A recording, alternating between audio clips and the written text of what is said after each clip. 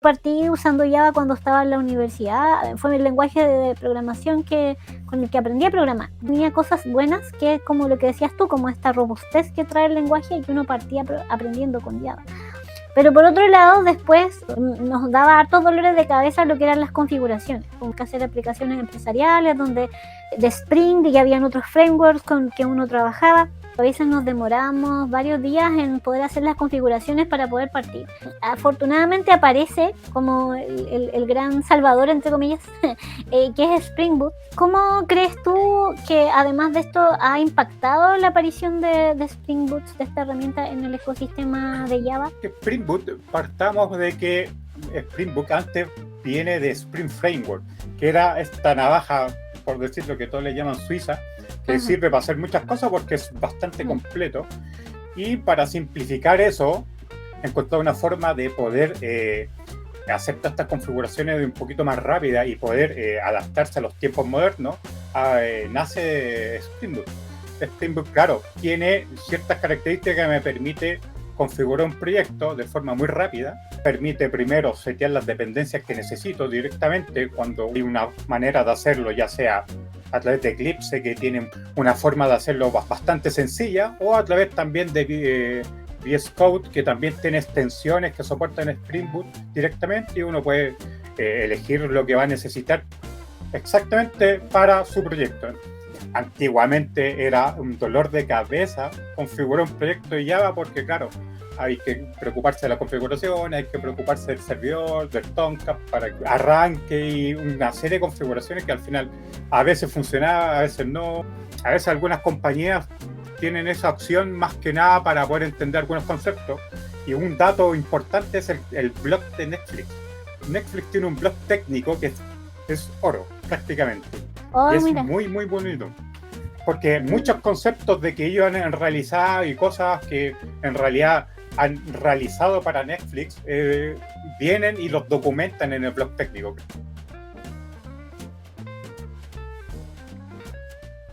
Les doy la bienvenida a las personas que ya se vayan conectando o a las que nos vean después en la grabación al episodio número 61 de Coffee Tech Insights.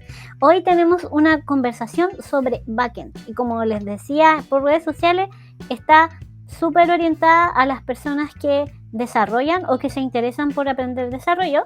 En este caso vamos a hablar sobre Java.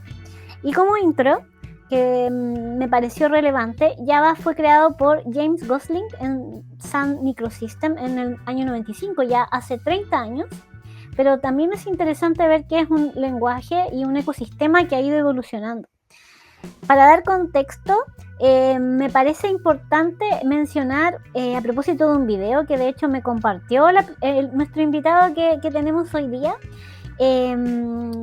la experiencia de Netflix, que es una de las plataformas de streaming más grandes del mundo, como quizás la mayoría sabe. Ellos usan Java como lenguaje principal para todos sus backends. Y en esto estamos hablando de una arquitectura que maneja millones de usuarios concurrentes, obviamente con altísimas peticiones por segundo y desplegada en múltiples zonas en cloud, específicamente en Amazon, para tener una baja latencia global. Claro, por eso usan este tipo de despliegues por zona.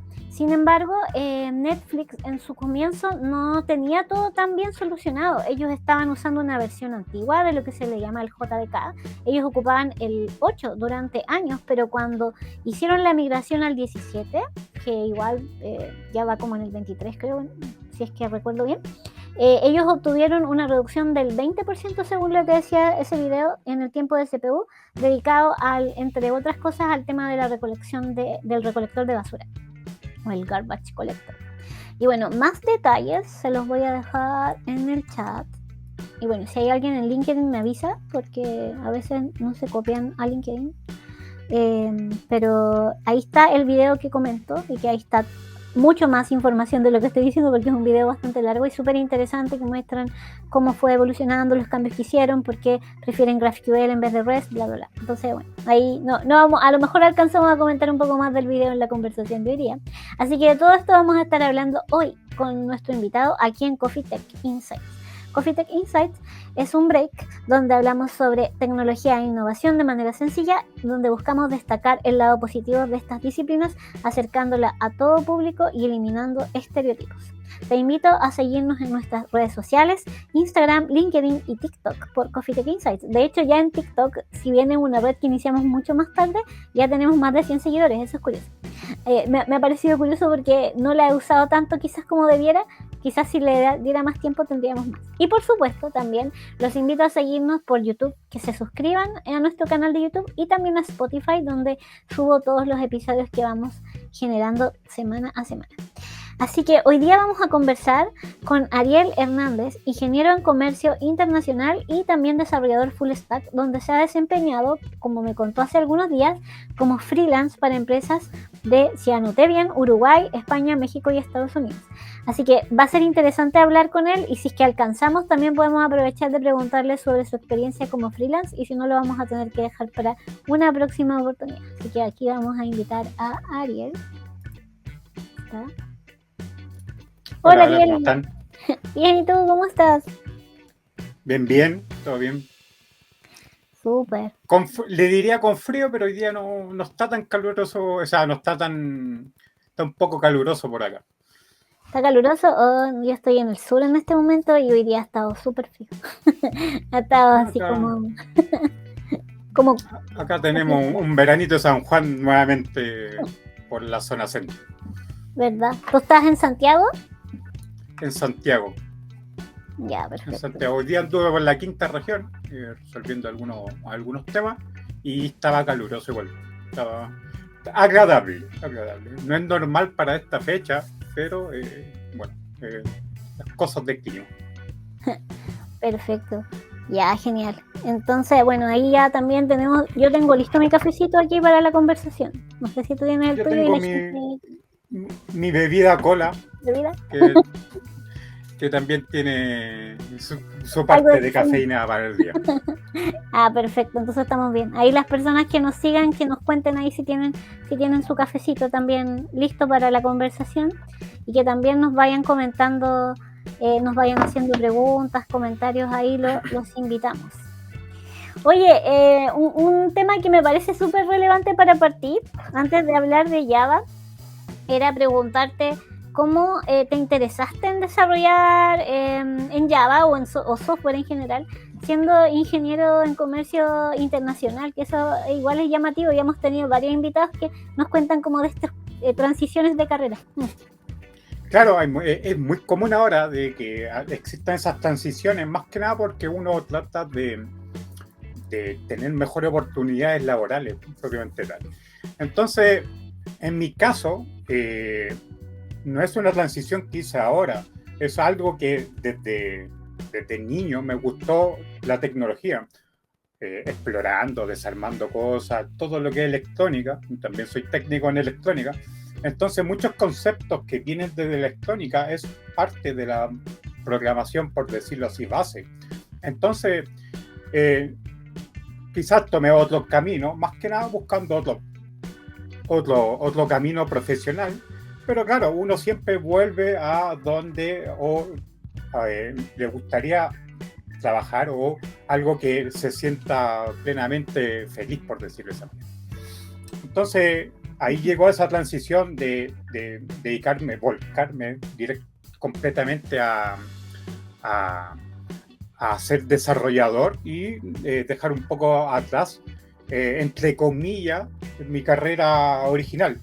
Porque a la larga esa base también me ha servido también como para temas de negociación, temas de poder trabajar en el extranjero y muchos puntos que son importantes como que se pueden complementar. Y entonces, por ese lado, se puede lograr una sinergia que todo sea parte de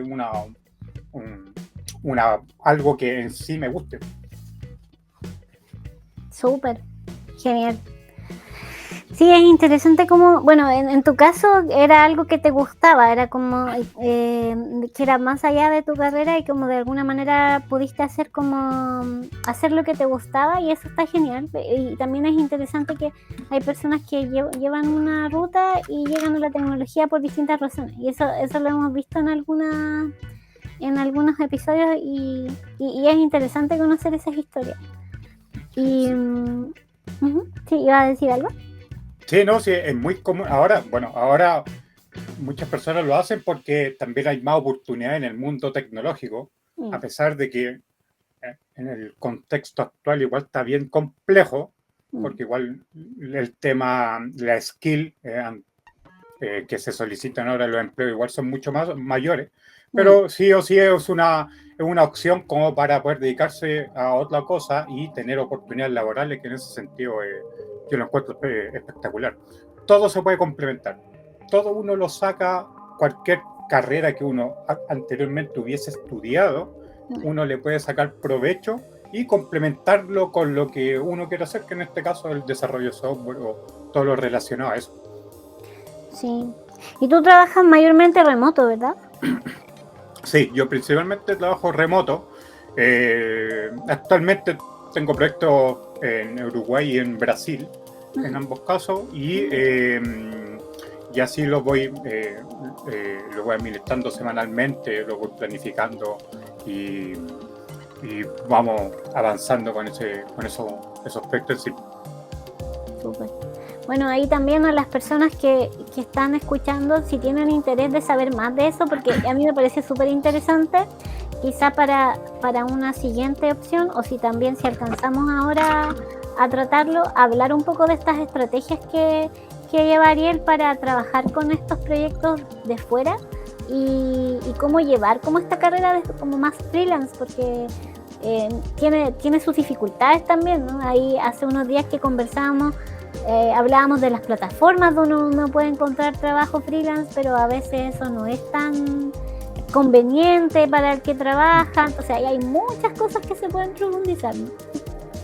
Sí, hay mucho donde, a pesar que hay varias plataformas que son bien reconocidas, no es tan fácil como se dice. Entonces, tiene su complejidad, depende igual mucho de uno, porque prácticamente es uno su propio jefe. Entonces, de ese aspecto, claro, uno tiene que darle un poquito más de esfuerzo, darle un poquito más de cariño a lo que está haciendo, porque claro,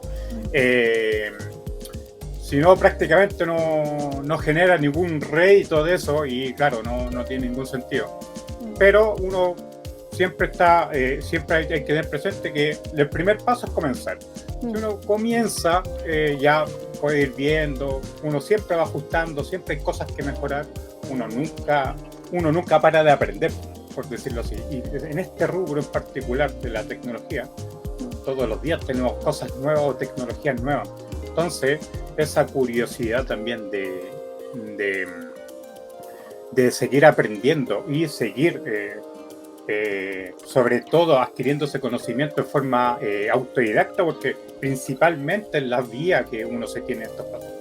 Uno no hace un curso constantemente, por ejemplo, sale una versión nueva de React y uno no hace un curso precisamente para poder aprenderlo. Generalmente uno empieza a revisar la documentación y ver qué cambios nuevos tiene. Siempre hay un change log que dice qué novedades tiene una nueva versión, y eso es importante también ir conociéndolo y poder adquirirlo de esa manera. Sí, súper. Bueno, a mí me gustaría ahondar más en lo del tema freelance, en lo personal, porque es algo que también me gustaría hacer, pero si no nos vamos a desviar y se nos va a pasar el tiempo. Así que ya que nos convocó el tema del backend, hablemos de ese tema. Y la gran pregunta, porque a veces me pasa que nos metemos a hablar mucho con los invitados en un tema y se nos olvida la pregunta inicial, así que nos vamos a ir al tiro a esto de ¿es un dinosaurio o es el rey del backend? En tu percepción, yo porque entiendo que estás trabajando en varios proyectos que usan Java, ¿crees tú que todavía es un líder en tecnología el backend? O sea, Java en backend. Yo creo que sigue siendo un líder primero porque en las últimas ya versiones más recientes del propio JDK ya tiene varias innovaciones, hay muchos cambios que en realidad lo hacen muy atractivo para generar un backend que pueda ser escalable, que pueda ser que sea muy concurrente, que pueda cumplir cumplir objetivos que se puedan exigir en algún proyecto. Es decir, Java es, a pesar de que tiene una forma de programarlo, quizás que muy imperativa o muy lineal, por decirlo así, o muy estructurada, pero eso lo hace un lenguaje muy poderoso y esa es su gracia principal que tiene Java. Su performance, su seguridad, porque igual eso también le añade una capa de seguridad extra que si uno lo saca y hace un análisis así rápido, que los bancos o sector financiero lo utilicen para sus sistemas principales, tiene todo el sentido del mundo. No quiere decir que no tenga bugs frecuentemente, pero porque eso le pasa a cualquier lenguaje, pero es un lenguaje bastante seguro en ese sentido y es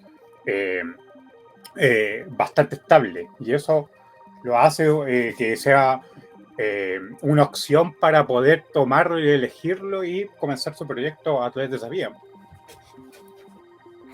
Y en tu experiencia, los proyectos que has estado son como más sistemas más legados o también has empezado como proyectos nuevos que partan con Java?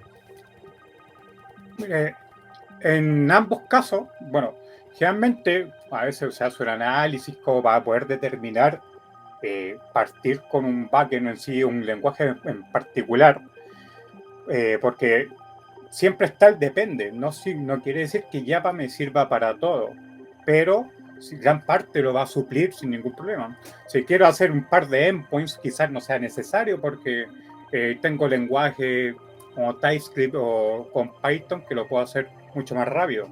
Pero si quiero algo que en realidad con alguna estructura y que cumpla ciertos requisitos y que eso me vaya a suplir, es una buena alternativa. Ahora, también tenemos lo que es legacy y claro, ahí es una historia que hay que prácticamente refactorizar gran parte del código, a pesar que hay cambios que son menores, pero hay que refactorizar y es muy probable que alguna dependencia tenga algún problema y se tenga que reescribir. Y eso es algo que es muy frecuente. Es algo que incluso le pasó a Netflix y que lo que ellos hicieron es tomar esa dependencia y reescribirla para la versión que ellos necesitan.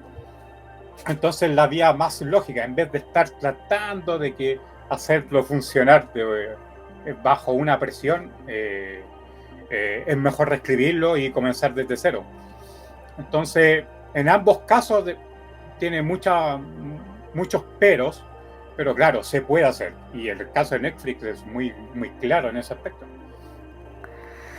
Sí, es bien bueno ese video que de hecho leí un pedacito en la intro, ahí lo dejé en el chat para las personas que les interese y también lo voy a dejar después en la descripción del video, ahí que le den un vistazo, dura como 40, 50 minutos y interesante, de uno de los ingenieros de Netflix que explica bastante cómo han usado Java.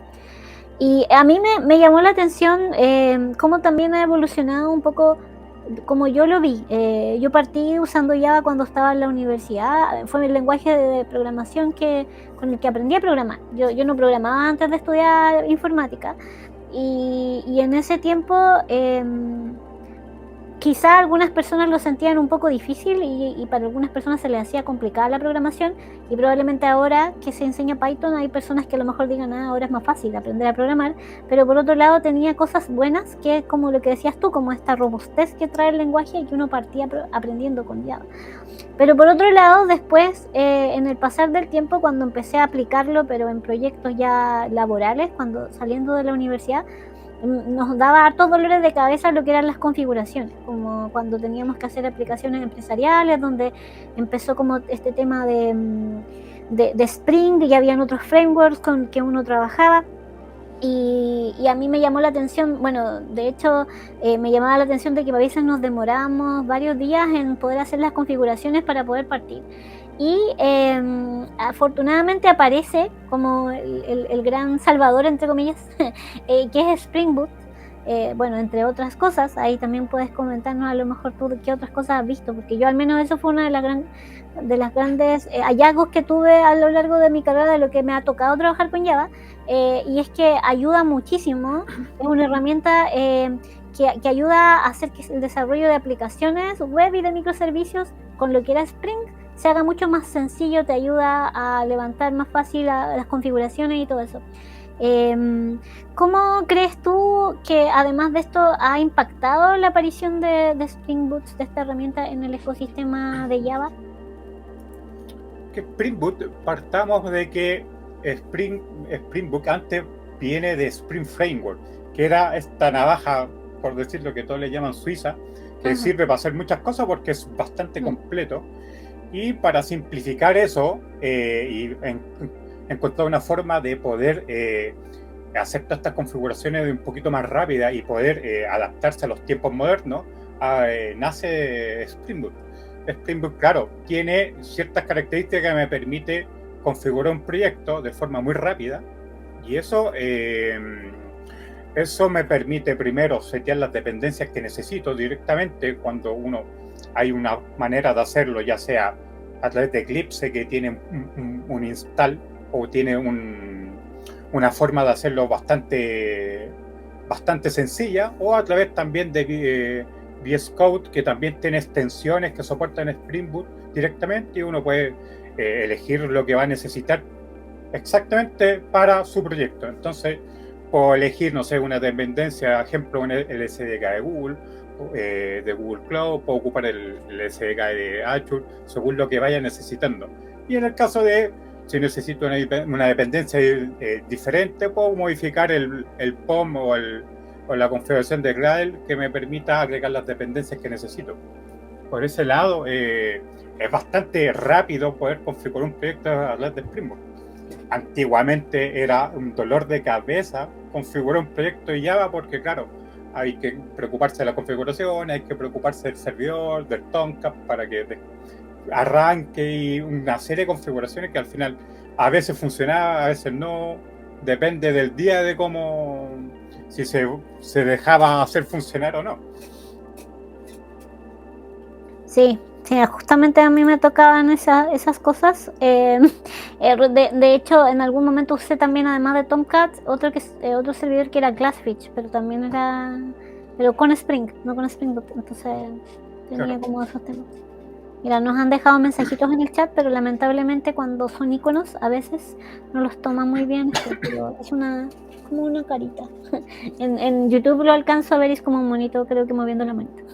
Y Guillermo nos dejó ese mensaje, y James Méndez deja ahí un monito con un café. Él tiene su café, entonces ahí también nos está acompañando con su café. Ahí saludos a las personas que nos están viendo.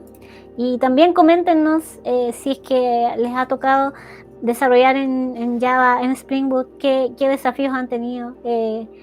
No sé, lo que quieran comentar o preguntar. Eso sería interesante saber más. Sí, pueden preguntar, tienen dudas, consultas, háganlas, porque en realidad es importante eso, no quedarse a veces con las dudas.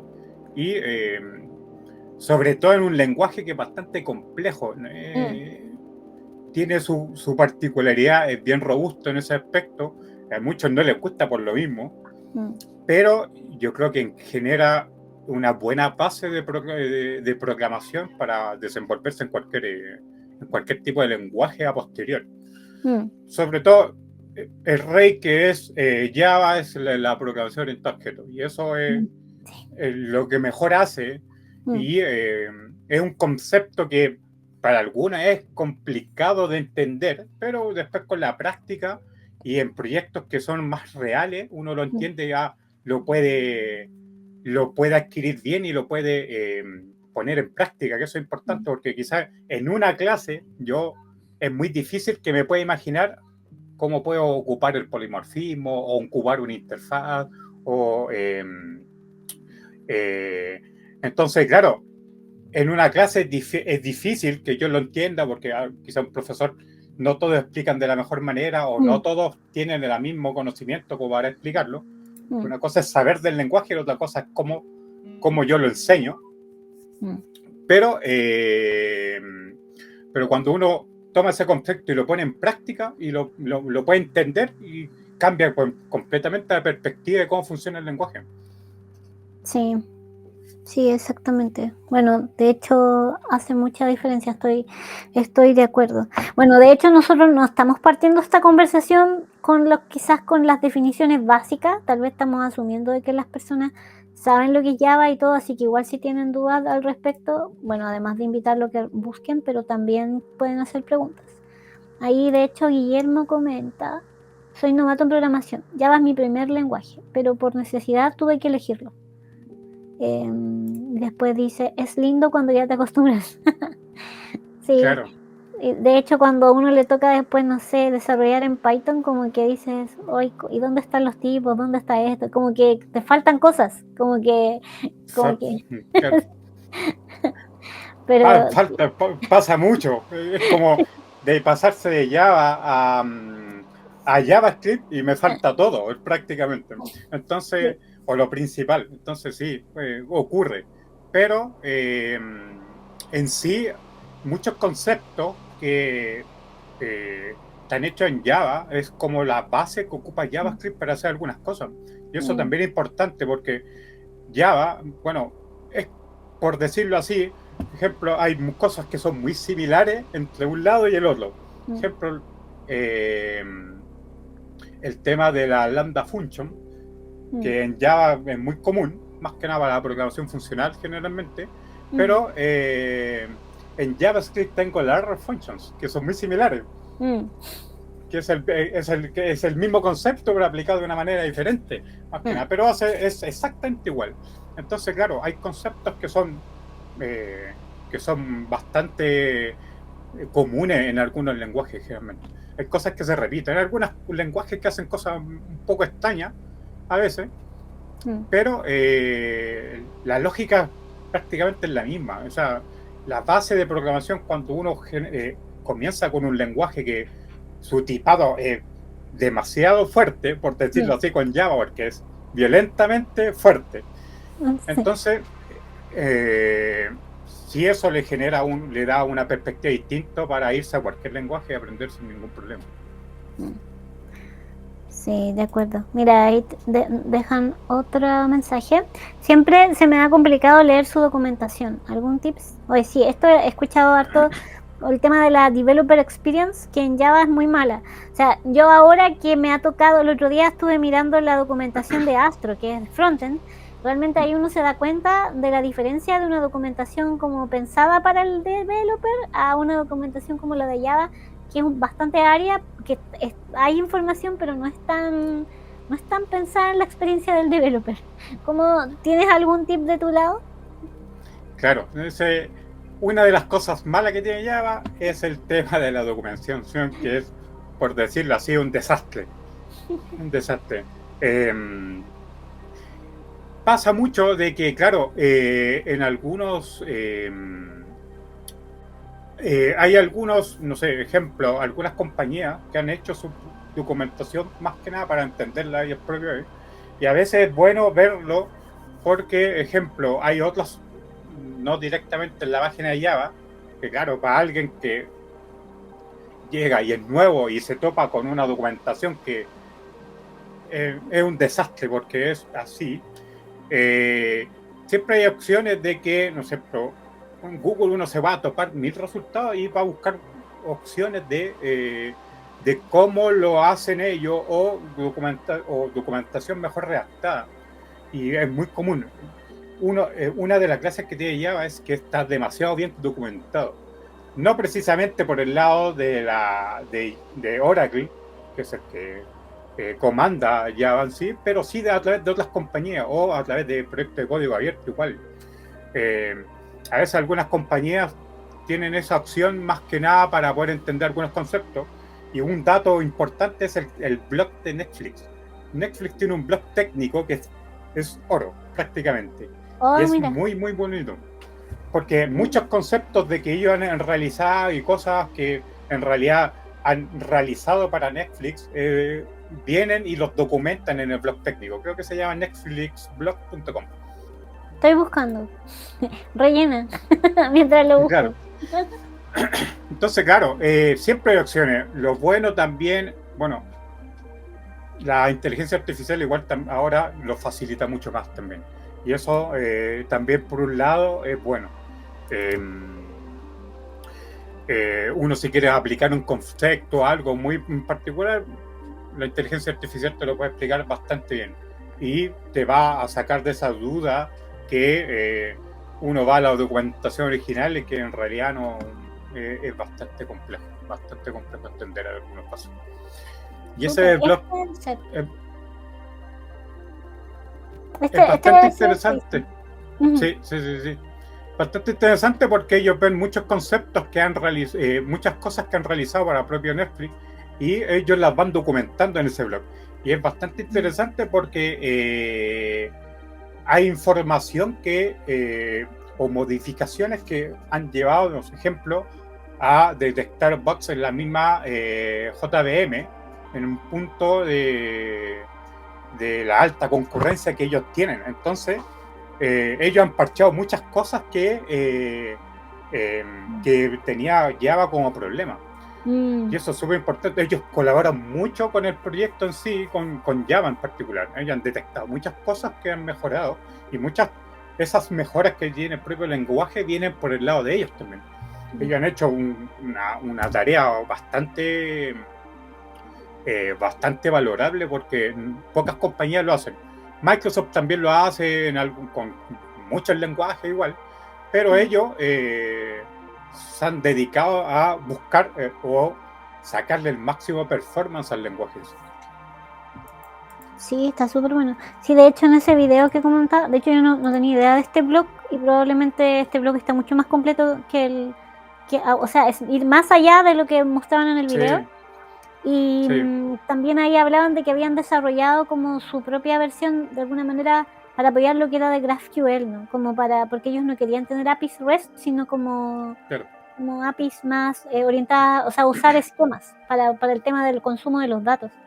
Y eso también ellos tienen API, o sea, ocupan GraphQL para que esté más basado en vez del API REST tradicional, para que esté basado en objetos como ellos lo manejan en sí. Porque como funciona su arquitectura, ellos han apoyado harto y ocupan incluso una versión propia de Spring Boot que ellos modificaron. Exacto. Porque claro, ellos tienen su API, una API Gateway bastante interesante porque claro, ellos conectan varios servicios a la vez y para que ese performance sea óptimo, o decidieron utilizar GraphQL en vez de API REST, que tiene ciertas limitancias más que nada por esa vía. GraphQL es mucho más moderno y más orientado al objeto en sí. Sí, igual es interesante porque muchas veces uno escucha que detractores un poco de Java dicen, no, es que uno se queda corto de memoria, es que la máquina virtual, y es interesante de que justamente una empresa grande con una cantidad de peticiones tan grande, con tamaños de archivo y todo, como lo que es transmitir streaming como Netflix, lo prefiera Java y que no se haya migrado a otra tecnología, llama la atención que probablemente ellos están usando bien, por un lado haciendo cambios como dices tú, y por otro lado no sé si ellos ocuparán algo que tú me comentaste hace unos días y que yo no había escuchado antes, porque estoy un poco obsoleta en esto de Java, porque hace como 3 años que no desarrollo y tampoco desarrollaron una versión tan alta la última vez, que es lo del Graal VM, que es como una moderna, una máquina virtual moderna, es como le llaman máquina virtual universal. Lo que encontré acá es que es compatible con múltiples lenguajes como JavaScript, Python, Ruby, C, C++, bla, bla. ¿Cómo lo ves tú? ¿Has tenido experiencia con esa máquina virtual nueva de Java? Sí, claro. Oracle Labs hace tiempo venía con este proyecto y nace el 2021. Antes era mucho más complicado de poder ejecutarlo y eso, y tiene muchas ventajas. Una de ellas es que, claro, es una máquina, es una JVM universal, que ellos le llaman, porque sirve para distintos lenguajes, no solamente para Java. Y eso lo hace bastante interesante. A pesar que con Java ya uno podría ocupar librerías de C si quisiese directamente, pero lo que hace esa máquina virtual es que está optimizada para ese tipo de circunstancias en sí. Y además, la otra característica que tiene es el tema de el Native Image, que me permite decidir, o más que nada, me permite tomar mi proyecto Java y convertirlo en una imagen nativa, sin pasar por una JVM, sin utilizar la JVM. Y eso también es algo que es bastante interesante porque se ocupa muchísimo en serverless. Porque claro, lo que me permite es levantar un proyecto Java en microsegundos, milisegundos, según cómo esté optimizado. Y eso es algo que en ningún caso se pensó hacer con Java, porque levantar un proyecto en Java toma varios segundos, según su dimensión en sí. Sí, exacto. Eso también está súper bueno como de diferencia de lo que es la máquina virtual tradicional con esta máquina virtual moderna.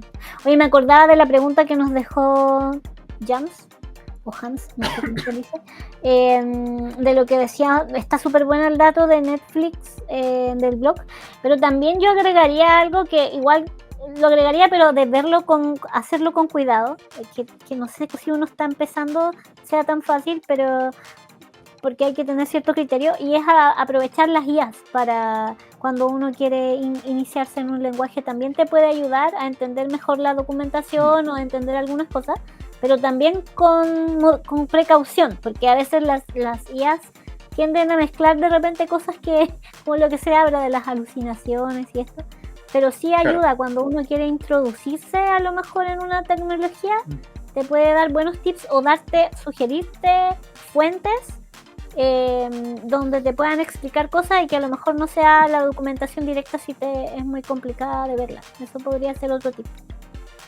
Sí, eso es interesante igual.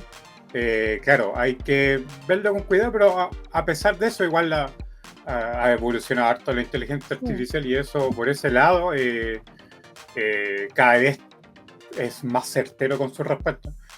Pero claro, ¿cuál es el detalle? Es al momento de codificar, porque como en todo el lenguaje hay muchas formas de hacer las cosas, y en Java uno de los grandes errores que a veces se tiene es que uno se despreocupe de cómo manejar la memoria. Porque claro, uno piensa que como tengo un garbage collector que funciona solo, ocupo, no sé, una configuración estándar para que funcione el garbage collector, me despreocupo de manejar la memoria. Y eso es un error grave. Eso, sobre todo si yo quiero tener aplicaciones que son con alta concurrencia, eso es un error gravísimo. Y eso es muy, muy, muy, muy importante, saber cómo se maneja la memoria en Java. Digan lo que digan, generalmente, aunque a ustedes le digan, no hay que manejar la memoria en Java, sí, hay que preocuparse por algo. El garbage collector tiene ciertas configuraciones para poder trabajar, y existen distintos tipos de garbage collector. Todos tienen una función o una característica distinta, y eso es importante, sobre todo en un proyecto de alta concurrencia en Java. Entonces, ahí hay que tener ojito con eso. Bueno, ahí está como para hacer un día como un episodio más. La otra vez pensaba como algo más práctico, como de poner ejemplos. Uh-huh. No sé si hacer live coding, pero al menos poner ejemplos de cosas como que, de hecho, dicho sea de paso, de estos 61 episodios, este quizás es como el más técnico. Si bien hemos hablado un poquito de frontend, de cosas así, en el que hemos estado hablando un poco más técnico, pero igual pensando en que pueden haber personas que no lo comprendan también, entonces igual intentamos explicar los conceptos básicos. Claro, mira, uno lo toma como bien, o sea, uno lo trata de hablar lo más entendible posible, porque Java tiene conceptos bien complejos. Y claro, uno cuando lo practica haciendo live coding, lo puede expresar de mejor manera, pero aún así, dar un caso de ejemplo o un caso de uso en concreto. Porque si no tiene un caso de uso en concreto, ejemplo, yo puedo tener dos servicios y ocupar una interfaz para comunicar ambos y tener métodos iguales, a pesar que sean servicios diferentes. Puedo tener por un lado Cloud Storage Azure y por el otro lado Azure Storage y hacer que funcionen la implementación de los métodos de una manera igual, pero con servicios diferentes. Entonces, cuando uno se lo enseña es diferente, pero cuando uno ve en la práctica, esto se puede hacer con interfaz o esto puedo hacer con el típico polimorfismo que en las clases es muy común. Oh, sí. Bueno, ahí hay, si uno se fuera como al tema de clase y de orientación a objetos, ahí hay miles de cosas, como detallitos que ver, o principios sólidos, qué sé yo. Oye, dejan una pregunta que yo no sabría cómo responder porque no conocía ese framework, estaba mirando. Jams decía, Spring Boot versus Quarkus, ¿y dónde usarlos? ¿Lo has usado Quarkus? Sí, yo he probado Quarkus y no lo ocupamos directamente porque el favorito de nosotros es Spring Boot. Pero Quarkus tiene la característica que primero toma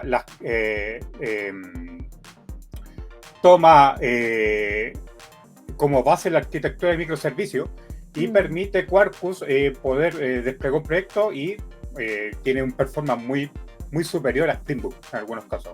Es muy rápido de configurar, está enfocado directamente a microservicios. Spring Boot, a pesar de que lo es, no es tanto así, pero Quarkus está diseñado para microservicios así, y Quarkus lo bueno que tiene, y también se integra muy bien con GraalVM. Sí, entonces va muy de la mano en ambos casos y sirve para operaciones de alta o servicios que requieran mucha concurrencia, también sirve. Es un competidor muy sólido que tiene Spring Boot en ese lado. ¿Y cuáles son las compras de tu lado, de tu visión? ¿Cómo?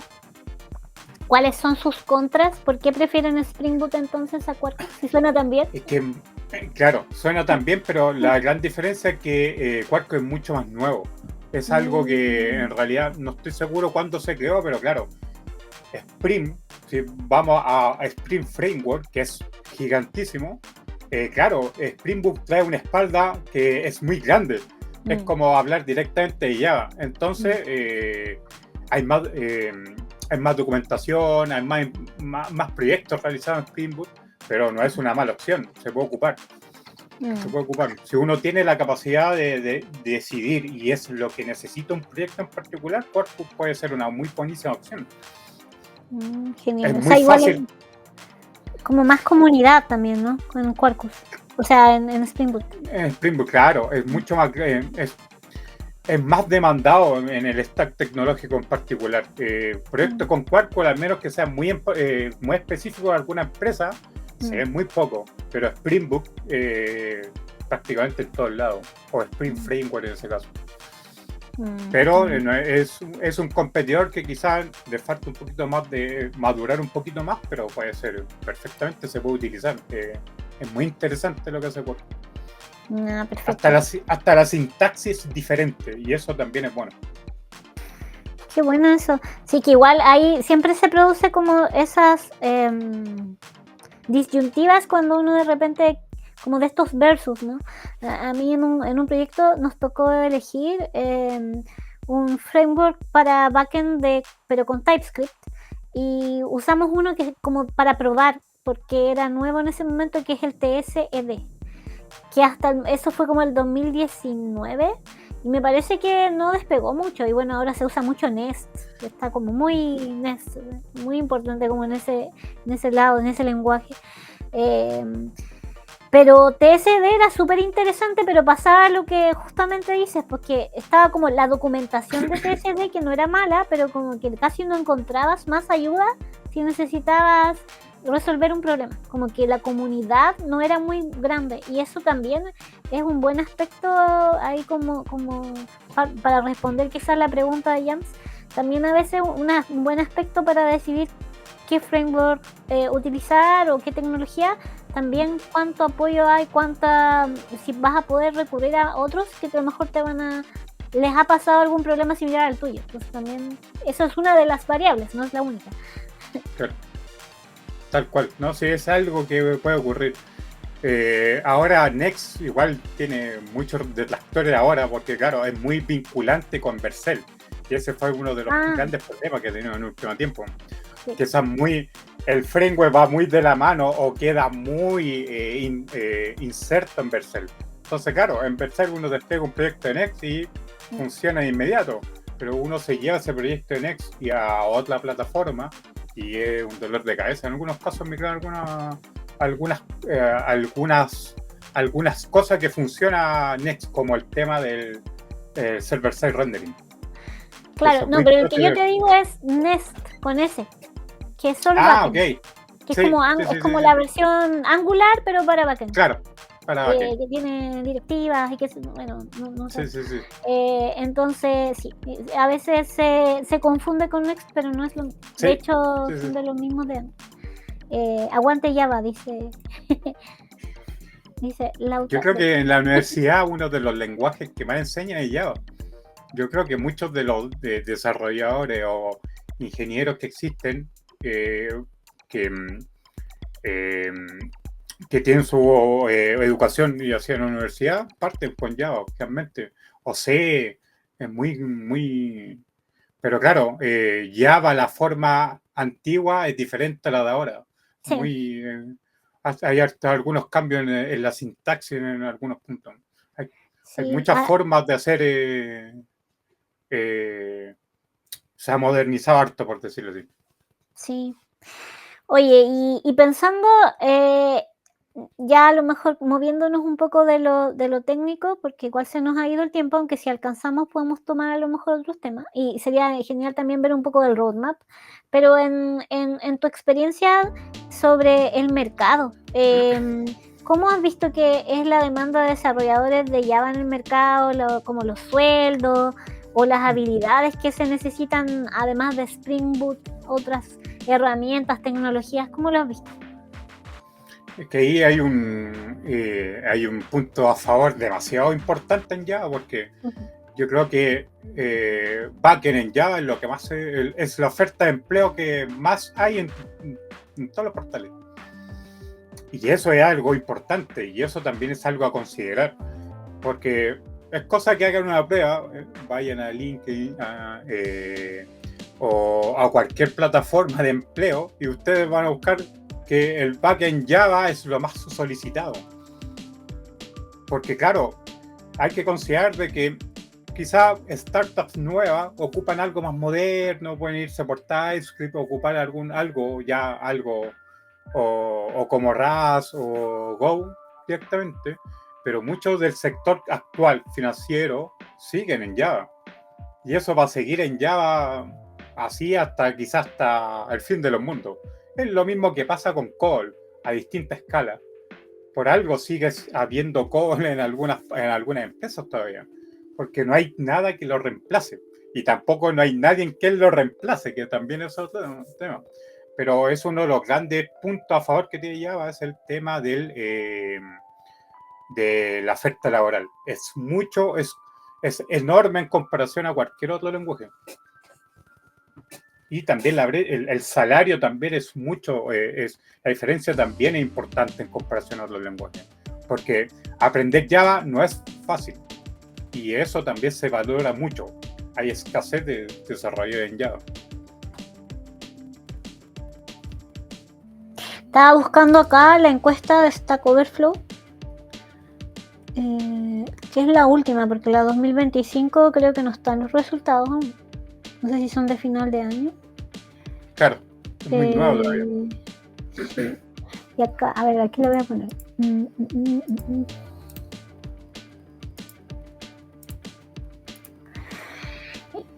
Y claro, aparece Java, bueno, dentro de las tecnologías populares, pero no mencionan aquí como desde el punto de vista de los empleadores, por decirlo, sino que es como de... Claro. En general, cuánto se usa. Bueno, y acá uno puede incluso filtrar por todos los que respondieron, o los que son profesionales, o los que están aprendiendo. Mira, igual está interesante. Mira, de hecho, los que están aprendiendo está en 4º lugar. Y bueno, y bajo HTML, CSS, que igual ahí, oye, igual no es lenguaje, son trampas como tecnología, pero no lenguaje. Así que en realidad está en tercer lugar, si sacamos ese.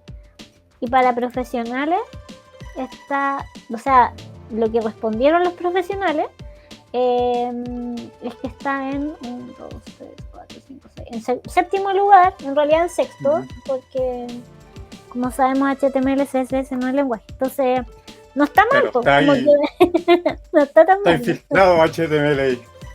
Sí, como que, no sé, se les pasó.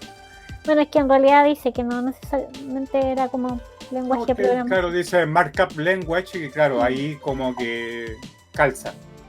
Sí.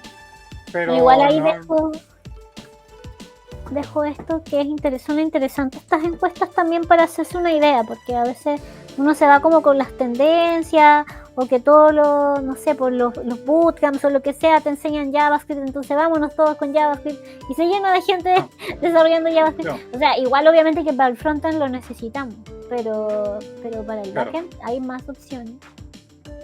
Claro, y es poco lo que bueno, hay en JavaScript lo que más se enseña, y eso también es, claro, nos vamos a lo más moderno, pero hay que recordar de que tecnologías como PHP se siguen ocupando y siguen dando trabajo ya bastante, porque al final que no esté en los primeros rankings no significa de que sea un malo en lenguaje, al contrario.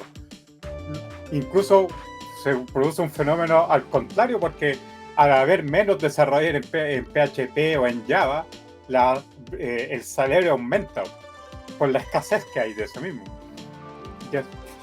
Entonces eso también es un factor a considerar. No significa que siempre que si voy a estudiar el lenguaje top mercado, significa que o me paguen bien o que encuentre trabajo en ese lenguaje, porque todos están apuntando al número 1. Pero a veces eso también es erróneo, porque claro, en otros lenguajes hay mucho trabajo, en Java hay mucho trabajo, en PHP sigue habiendo mucho trabajo todavía. Ay, sí, pero a mí en lo personal PHP nunca fue mi... pero me tocó igual, Laravel. Claro, no, es que PHP es un bug con patas. O sea, no, sí, terrible. Uno ve algo y hay un bug. ¿No? Entonces, toda su vida, a pesar de que igual ha mejorado bastante, ahora es muy, muy diferente. Anda bastante bien con Laravel. Es bastante rápido desarrollar con Laravel también ahora. También he hecho algunas cosas con Laravel, incluso estoy trabajando actualmente un proyecto de Laravel. Y es interesante porque hay muchas cosas que han mejorado al PHP antiguo, que era bastante, a ver, por decirlo así, tenía bastante errores, la verdad. Sí, bueno, a mí no me tocó, bueno, salvo excepciones pequeñas, no me ha tocado PHP sin Laravel, entonces no puedo quejarme tanto, pero aún así no fue como tan de mi gusto. Claro. No, yo me topé con un proyecto que estamos migrando ahora de PHP sin nada y pasarlo al Laravel. Wow. Entonces, claro, el Laravel tiene su estructura, el MVC correspondiente, los controladores de las vistas, y con Blade se simplifica bastante el tema. Pero claro, del PHP antiguo, que no había no se utilizaba con un framework en particular, tiene sus bugs importantes, sobre todo el tema de esas queries que uno hacía directamente a la base de datos, que es un SQL injection pues firmado. Claro, o sea, de hecho los frameworks, una de las cosas que te ayudan también es a tener, y eso es una cosa que creo que destacaban cuando estuve leyendo más sobre Spring, porque ahora estuve como metiendo más en lo teórico, por decirlo así, porque yo lo había ocupado pero no lo había pensado tanto, es el tema de la arquitectura, porque tú sin un framework puedes desarrollar igual, pero a veces es más fácil que hagas cualquier arquitectura, no sé, o no tienes tan fácil para hacer inyección de dependencia, tienes que agregar librerías, cosas así. Entonces eso también tiene de bueno ocupar cosas como Spring Boot o estaba intentando hacer. Bueno, en Nest también está pensando en otro lenguaje, en Nest también está la opción. Nest, no Next. Claro. Sí. Sí, porque, ejemplo, en Spring Boot uno ocupa Hibernate para la base de datos y uno se olvida de estar, bueno, a pesar que Spring Boot permite hacer consulta, hacer una query personalizada, que sigue siendo segura, porque claro, Hibernate no cubre todo, pero la gran mayoría para hacer un club básico funciona espectacular o con algunas condiciones funciona bastante bien. Pero claro, hay algunas situaciones que uno requiere hacer una consulta más compleja y aún así Spring Boot tiene la característica de poder hacer una query personalizada y que sea parte del mismo sistema en sí. Entonces, bastante interesante en ese aspecto porque no me limita a nada y sigue manteniendo la seguridad al respecto. Claro. Sí, bueno, ahí para que quizá alguien que no conozca de Hibernate es el ORM que se usa dentro del ecosistema de Java o uno de ellos. Quizás para quienes ocupen en el mundo de TypeScript es como TypeORM, como SQLite o no sé. Claro. Siempre se me olvidan los nombres. Oye, y sobre el roadmap, tenía una pregunta aquí que ya se nos va acabando el tiempo. Igual si las personas que nos están escuchando tienen más preguntas, aprovechen porque se nos acaba el tiempo, así que escriban sus preguntas. Pero mientras no escriben sus preguntas, yo tengo una y que es sobre el roadmap. Tú comentabas un poco que fuiste aprendiendo como de manera más o menos autodidacta y en base a eso, ¿cómo fue el roadmap que seguiste para aprender Java? El roadmap es el mismo que vimos hace algunos días, lo voy a compartir ahora incluso. Es muy similar porque, ¿qué es lo que ocurre? De que Java sí o sí tiene una estructura para poder aprenderlo. Entonces, es importante eso porque, ejemplo, la programación orientada a objetos es una de las características clave de Java y es importante conocerla y es algo esencial en el lenguaje. Y de eso se van derivando, obviamente, cosas que son importantes en cualquier arquitectura que se pueden utilizar. Porque tengo el tema, los Java Stream o las mismas Lambda Function, que perfectamente se pueden ocupar o se utilizan en programación funcional. Entonces, ese roadmap es muy claro porque es muy preciso de lo que se requiere aprender más que nada para poder desarrollarse de buena manera en Java. Porque claro, cubre todos los aspectos correspondientes del tema de la concurrencia, el tema de la programación orientada a objetos, el tema de la inyección de dependencia y muchas cosas más que son bastante interesantes. Entonces, ahí está incluso JDBC, que es la forma antigua de cómo se comunicaba la base de datos en los proyectos Java Legacy. Porque claro, conviene aprenderlo porque en algún momento uno se va a topar con un proyecto, un Java Legacy, que va a tener que modificar algo, o quizás lo va a tener que migrar o va a tener que refactorizar. Y es importante esos conceptos porque claro, ahora quizás tenemos Hibernate o Spring Data, pero antiguamente JDBC o los mismos archivos JSP que existían en el Tomcat. Que algunas empresas todavía lo tienen, todavía lo utilizan. Sí, los JSP, ¿verdad? Se me habían olvidado. Era un desastre. A mí nunca, siempre lo odié. Aún lo sigo odiando, pero ahora con Spring Boot, la gran gracia que tiene es que uno se olvida de configurar el servidor. Entonces uno genera su proyecto, puedes hacerlo, puedes generar controlar REST o puedes crear todo en la misma plataforma y funciona perfecto. Y me olvido el servidor y configuraciones extrañas ni archivos extraños porque claro, JSP es algo muy de Java en la web. Es como los Java Servlets que existían años atrás. También. Época de Internet Explorer 6. Sí. Estaba buscando. Parece que no incluyeron lo del Graal M acá, pero No, bueno, no quería. porque no, Gal VM es una máquina virtual más que nada y no cambia la estructura de Java en sí. Es una forma de desplegar diferente más que nada, Claro. por decirlo así, pero no cambia la estructura del lenguaje en sí. Sí hay que tener sí hay que tener ciertos conceptos porque hay cosas que no funcionan en GraalVM que, claro, van de a poco, van corrigiendo. Porque uno de los grandes problemas que tenía hace poco era el tema de los virtual threads que se llaman en Java, que me permite hacer hilos virtuales con ciertos procesos. Eso es una característica demasiado novedosa de Java 21. Ah, sí, algo miré. Y incluso Netflix es algo que le saca mucho provecho porque le permite optimizar el uso CPU enormemente. Bueno, genial. Bueno, de hecho, esta la dejé ahí en el chat. Es muy interesante esta página Roadmap SH. Bueno, no sé si por si es que alguien no la conocía.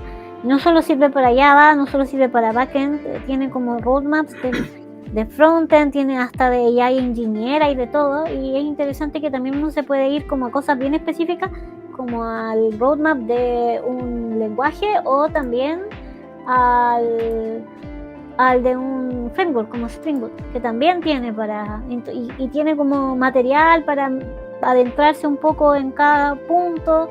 Entonces me parece bien interesante de revisarse si es que también las personas que nos están escuchando les llama la atención y a lo mejor quieren conocer más. Y a todos, o sea, si queremos meternos en una tecnología, me parece que es bien relevante. Por un lado, mira, aquí está el servlet, los JSP hay que mencionar. Aquí lo pusieron en el grupo de Spring Boot.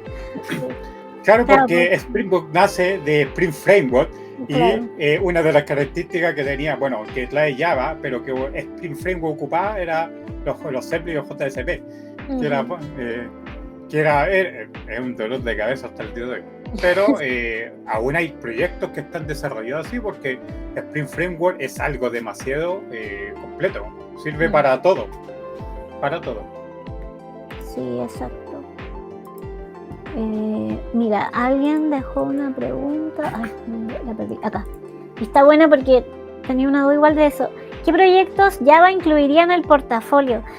¿Tienes portafolio de backend? Yo siempre escucho que, y esta es mi pregunta porque cuando quizá uno trabaja más como de empresa en empresa, a lo mejor no se arma tanto portafolio porque como que vas pasando como por tus distintas experiencias y generalmente uno escucha mucho del portafolio de frontend, como que muestras tu web y que se vea bonito, qué sé yo, lo que sea, pero no por parodear, pero por decirlo así, pero en Java como que no vas a poder hacer una API que se vea bonita, o sea, claro, puedes hacerlo, pero como mostrando el código. ¿Cómo tienes tu portafolio y si es así, cómo lo haces y qué proyecto incluiría, como dice el autor? Que claro, es difícil hacer un portafolio, aunque se puede hacer, porque claro, uno igual trabaja en proyectos que son privados, hay NDA involucrada. Entonces, claro, no es llegar a tomar este código y publicarlo porque se genera un problema legal, por decirlo así. Entonces, no lo hagan tampoco, no lo recomiendo. Pero se puede hacer portafolio de backend porque, claro, hay muchos conceptos que son muy utilizados en la arquitectura de microservicios. Ejemplo, un API Gateway. Y eso se puede hacer perfectamente en Java y con Spring Boot. Hay una dependencia precisamente diseñada para hacer ese tipo de... Incluso es algo que Netflix ha apoyado bastante en ese punto porque es algo que ellos utilizan muchísimo. Entonces se pueden hacer proyectos de Java, probando cosas, desplegándolo. Es bueno para, sobre todo, que los que están comenzando, mostrar lo que saben hacer, porque eso se valora harto. Igual el tema de los JSON Web Token, que en Java tiene su complejidad de hacer, bueno, yo creo que en cualquier lenguaje, pero también es importante poder mostrarlo, porque es algo que prácticamente toda la web funciona con JSON Web Token en gran parte por temas de seguridad, pero también tiene ciertos trucos, y ahí eso también es bueno mostrarlo, poder hacer un proyecto y que lo vean. Generalmente las empresas quizás no se fijan como en el front, que buscan algo más visual, pero sí una empresa que puede evaluarte y puede ver tu portafolio, sí va a ver cómo estás programando. Y eso también es importante saberlo, porque una cosa es hacerlo por hacerlo, y lo otro es hacer algo que funcione realmente, que tenga una utilidad, que esté bien hecho, tenga una buena presentación en respecto de cómo funciona. Una API no precisamente o sea, puede generar un backend en Java, y uno perfectamente lo puede documentar y puede explicar todo cómo funciona cada endpoint y cómo consumir esos endpoints, y eso también es bastante valorable. Incluso hay dependencias que lo hacen por sí solos. Sí, súper. Sí, súper de acuerdo. Y importante esto de hacer portafolio, y aunque uno cae en ese problema que dices tú, pues de hecho a mí me ha pasado un poco, de que he estado en un momento en que he querido como trabajar más independiente, pero uno se No, encuentra con que casi no tienes armado un portafolio, como que el portafolio está en tu cabeza, porque has claro. trabajado para proyectos privados que no podís, como dices tú, revelarlo. Entonces, y si quieres hacer como cosas más independientes, muchas veces los posibles clientes quieren ver lo que tú haces. Entonces, Claro. ahí a veces uno tiene que como que crearse sus proyectos. Ahí hay todo un tema súper interesante. Lo otro también que es bueno y sirve es generar proyectos de código abierto. Yo igual soy bien defensor del código libre, del software libre en sí. Porque claro, eso permite también colaborar con otras personas de distintas partes. Uno puede en un proyecto entrar perfectamente, y uno puede aprender mucho también colaborando en proyectos que son así. Hay muchos proyectos que son de código abierto que uno puede colaborar, uno puede ir viendo, ver cómo hacen, no sé, ejemplo, cómo se hacen las modificaciones, cómo se hacen los test correspondientes para esos cambios. Entonces, igual es súper importante eso, porque eso también genera, genera algo que es bastante valorable, porque claro, esa tendencia ahora eh, más que nada de hacer algo privado es muy común ahora, pero la gran gracia, y como muchas de las cosas que están construidas en la web, nacen del código abierto. Prácticamente Sí. muchas cosas nacen así, y antiguamente era muy común, y Mm, esa arquitectura o en Linux se nota mucho todavía. mm. Yo ocupo Debian, y claro, o sea, uno ve cuando tiene alguna falla o pues reporta ciertas cosas, o si puede colaborar en algo lo hace. Realmente en Debian es más difícil colaborar porque hay ingenieros demasiado buenos que trabajan en ese proyecto, pero Mm, sigue siendo un proyecto de código abierto. Pero sí sí. hay cosas, hay software libre que eh, se puede colaborar o hacer modificación, y eso eh, es bastante valorable y sirve mucho para la experiencia igual. Oye, gran tema lo del código abierto. Da para hacer otro podcast, porque de hecho los orígenes de la web, quien creó la web, que no me acuerdo el nombre, lo siento, persona tan importante que no recuerdo tu nombre, pero sé que es muy importante porque no tendríamos nada de esto. Em, la motivación de las personas que crearon la web inicialmente es que fuese abierta, todo fuese abierto, y el código y todo. Entonces, y del software, mucha gente también tenía una visión de que el software fuese libre. Y obviamente, bueno, obviamente que van a haber distintas corrientes que digan no, porque tiene que ser libre, y por eso se han dividido como en tipos de software que tienes código abierto y código no abierto. Entonces, Pero es un gran tema porque es como un tema más filosófico, pero que también es interesante y que también implica temas legales por las licencias, que cuando uno usa ciertas licencias tiene que saber, oye, si uso esta licencia tengo estas restricciones y estos deberes, por decir, hay de todo, entonces es un gran tema. No sé, es un tema extenso porque, claro, muchas cosas que uno ocupa habitualmente, uno no sabe y hay código software libre de verdad funcionando. El mismo streaming, siempre hay cosas que fueron creadas de esa manera y claro, a veces uno lo hace, esa dependencia, o esa librería o ese programa lo hace parte de su software y muchas empresas lo que hacen, lo cierran. Y a veces eso tampoco es correcto, no siempre se puede hacer eso. Por eso hay tipos de licencia, la GPL o la MIT, que es súper permisiva, que puedo tomar un código y convertirlo en privado y comercializarlo como a mí me dé la gana, pero otras no, otras tengo que respaldar las licencias de otra manera. Entonces, es un tema que es complejo de entender, pero claro, es algo más filosófico. Uno lo hace por colaborar. Por ejemplo, yo ocupo varias herramientas que son de código libre y cuando a veces encuentro fallos y lo puedo corregir, siempre hago una pull request con eso. Entonces uno colabora con eso, porque al final es al beneficio de uno mismo y al beneficio de otras personas que también van a usar esa característica o esa corrección que se hizo en sí. Pero a veces, y lo que ha tomado tendencia en este tiempo, es que muchos proyectos nacen como código abierto y al tiempo después se cierra y claro, o sea, ganaron mucho tiempo mejorando un producto y después le cambia el tipo de licencia y lo convierte en un producto privado y es bastante cuestionable porque hay mucha gente destinó su tiempo en hacer una pull request o hacer documentación para ese software en sí y claro, y nadie tuvo un crédito económico de eso, nadie recibió un pago de eso, entonces es súper injusto que después, años después, ese proyecto se cierre y ahora sea 100% privado, y un caso de eso es Redis. ¿En serio? No cachaba. Redis. Bueno, también se habla harto de Linus Torvald, ¿no? Que dicen que es como que vive muy humilde así en el mundo y que es el creador de Linux y creo que GitLab también. No sé. De Git.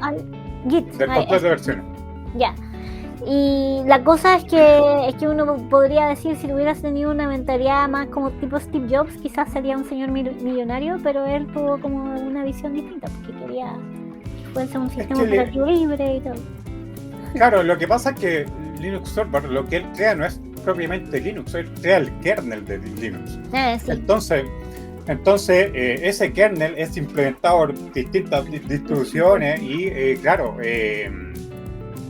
él, claro, tiene su filosofía, pero él tiene su trayectoria, él hace, no sé, consultoría, él es muy bien pagado a pesar de eso. Imagino. A pesar de eso, pero claro, él como su filosofía en sí, claro, partió como algo libre, que no tenía algún precio determinado y sigue siendo así. Entonces eso es la gracia que tienen, no sé, los sistemas operativos Linux, que está todo construido con software libre. Tiene LibreOffice, puede hacer las mismas operaciones. A mí me gusta más porque, a ver, es más simple para mí configurar algunas cosas, sobre todo, que uno ocupa harto la terminal, ocupa hartos comandos, es mucho más fácil programar algunas cosas, sobre todo en Java, es mucho más estable que trabajar en Windows. Ahora, obviamente, si tú trabajas con C# o .NET, lo que sea para Windows, obviamente no vas a poder trabajar en otra plataforma. Pero Linux es una buena escuela de aprender cosas, porque es mucho más fluido el desarrollo. Sí. Yo la verdad es que nunca me acostumbré con Linux, debo decirlo, aunque obviamente cuando uno trabaja con servidores o algo así va a usar generalmente Linux, pero así como la máquina de local tengo Mac, pero eso duele a veces porque es caro. O sea, cuando se te echa a perder tu Mac como renovar el Mac no es precisamente barato. Pero quizá también en un comienzo elegí mal la distribución. Intenté partir con Fedora y era complejo Ya, para mí en ese momento. complicado. Quizá tenía poco conocimiento. Después me gustó más Ubuntu, que quizá ahí me fui como más al extremo. Em, pero aún así, claro, me quedé ahí más en el mundo Mac, pero tiene la gran desventaja de que es todo caro, las licencias, todas las cosas. Entonces, Mm. eh, sí. De todas maneras, igual apoyo lo de Linux, solo que soy floja. Claro. No No, digo nada pero más. claro, el sistema operativo está en base creado a una distribución de Linux, Mm, de Mac. exacto, sí, el Entonces, mismo. el sistema, una de las grandes características que tiene los Mac es el sistema operativo. Y el Es hardware de ahora, estudiar porque el claro, mismo. como el hardware ahora que ellos utilizan es muy superior a lo que hay en el mercado, es muy potente, pero el sistema operativo es una joya, es muy bonito, es muy, o sea, tiene la misma, no es la misma filosofía porque uno tiene un costo económico alto, yo Mm, creo que obviamente ahí va incluido el software en sí, pero claro, es muy similar, funciona demasiado similar a Linux. En cambio, claro, en Linux, en un computador cualquiera puede instalar y es muy eficiente, ujú, demasiado eficiente con los recursos. Una de exacto. las distribuciones que yo recomiendo, que es muy fácil de utilizar y es muy amigable, es Linux Mint, que se llama. Ay, ese no lo conozco. No lo había Sí, escuchado. Mira, qué buena. No, sí, buen punto. No, sí, es que yo creo que la gracia de Mac, alguna vez lo escuché y estoy de acuerdo, es que como que software y hardware conversan muy bien porque están hechos por lo mismo, entre comillas, porque obviamente traen piezas de distintos lados, pero ellos crean todo juntos. Entonces te da más, como más, es más confortable, como la experiencia que hablábamos antes en este caso pero claro, de todas formas que es como también el ejemplo que quizás uno hace de Android de un teléfono con Android con un iPhone, o sea, el teléfono con Android tú lo puedes customizar y aprovechar súper bien, en cambio iPhone viene como todo súper cerradito, no hay tanto que puedas hacer, es parecido. claro, incluso antes, bueno, ahora los equipos Mac vienen con un poquito más de memoria y eso, pero el sistema operativo entre sistema operativo y hardware hay una armonía muy buena en Mac. Está muy bien diseñado porque, claro, el sistema está diseñado para ese hardware. Y eso, claro, es una ventaja muy enorme. En Windows no pasa eso. No, A veces funciona bien, a veces mal. Entonces, a veces en equipos funciona muy bien, en otros equipos muy mal. Entonces, no hay como no es homogéneo, por decirlo así. Pero una alternativa, si no quieren ocupar Windows, Linux, y ahora si tienes la posibilidad de tener un Mac, compro porque igual es bueno, o sea, es algo que tiene muy buen hardware y tiene muy buen software en sí. sí. No, y dato, comprarlo usado. Yo no he tenido ningún Mac que haya comprado nuevo. Y como son buenos, obviamente que igual hay que mirarlo ahí antes de comprarlo. Como son Claro, buenos, generalmente, no sé si tienen 1 o 2 años de uso, eh, funcionan. Te funcionan varios años más y lo más bien, hasta que, bueno, empieza a quedar obsoleto porque hay otro tema de Mac que después de ciertos años ya no se actualiza. Así que, bueno, no sé por qué terminamos hablando de Mac si estábamos hablando ya, pero igual está de entretenido. ya, claro, están Pero, relacionados. sí, pero está genial. Oye, se nos fue volando el tiempo. Ha sido súper entretenida la conversación y también la participación de las personas. Quedaron N temas que sería bueno abordar.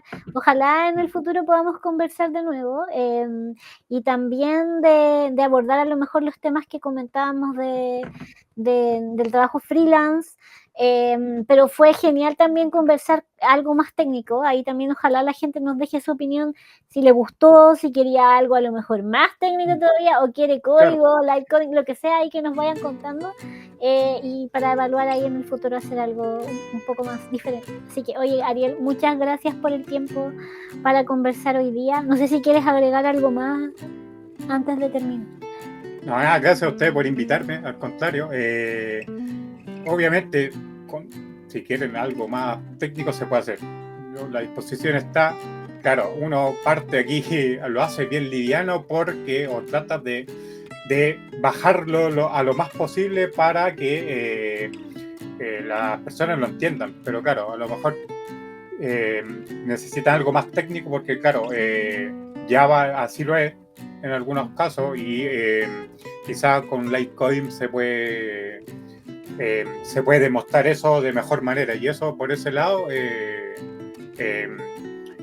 a la disposición. Así que cuando guste pues, hacemos algo distinto, hablamos más de mi experiencia como por el lado de negocio, que también es algo también que es su mundo, también que también es poco explorado y también yo tengo una visión distinta porque claro, vengo de ingeniería diferente, pero claro, está muy conectado y como dato, Chile es el exportador, una de las cosas que más exporta, segundas cosas que más exporta son los servicios, entonces es un punto importante a considerar, sobre todo para crear startups en Chile, pero no tanto no enfocarse tanto aquí en el mercado nacional, pero perfectamente lo pueden hacer en el mercado internacional. Eso es completamente factible. Sí, exacto. No, sí, hay harto más que se puede comentar. Ahí nos deja Guillermo un comentario. Gracias, se valoró la charla. Genial, Guillermo, que te gusta la conversación. Bueno, pues Ariel, que estés súper bien y muchas gracias por conversar. Ha estado muy, muy entretenido, así que ahí nos vemos, ojalá, en un próximo episodio para conversar más de otros temas de negocios, de Java o de otros temas técnicos. Que estés súper bien y tengas buena noche. Nos vemos, que estén bien. Nos vemos, Chao, chao. chao. Y antes de terminar, solamente para poder dejar a nuestro invitado que pueda continuar con sus labores, porque nos hemos pasado como 20 minutos, quería dejarlos invitados a las personas que les gusta este proyecto y que se interesan por quizás apoyarlo a que continúe, por ejemplo, que podamos financiar plataformas como esta con la que estamos transmitiendo, es que nos puedas apoyar con tu cafecito. Ya nos han apoyado personas como Pili y como Fran, que son nuestros supporters mensuales, y así que te puedes unir a ellos a ser nuestros mecenas, como le llamo yo, o también dejarnos tu cafecito, o también simplemente puedes ir a ese QR que está ahí y ver el contenido que estamos subiendo, ni siquiera tienes que dejar tu cafecito. Aunque claro, a las personas que nos dejan su cafecito o son nuestros mecenas, pueden ver contenido exclusivo donde hacemos algunos análisis más profundos, a lo mejor de temáticas que vemos en el podcast, etcétera. Así que ahí te dejo ese dato, que vayas a Buy Me a Coffee y si es que te gustó este contenido u otros que hemos subido. Ya, que estén súper bien, tengan un genial jueves y muy bonito fin de semana. Chao, gracias por acompañarnos.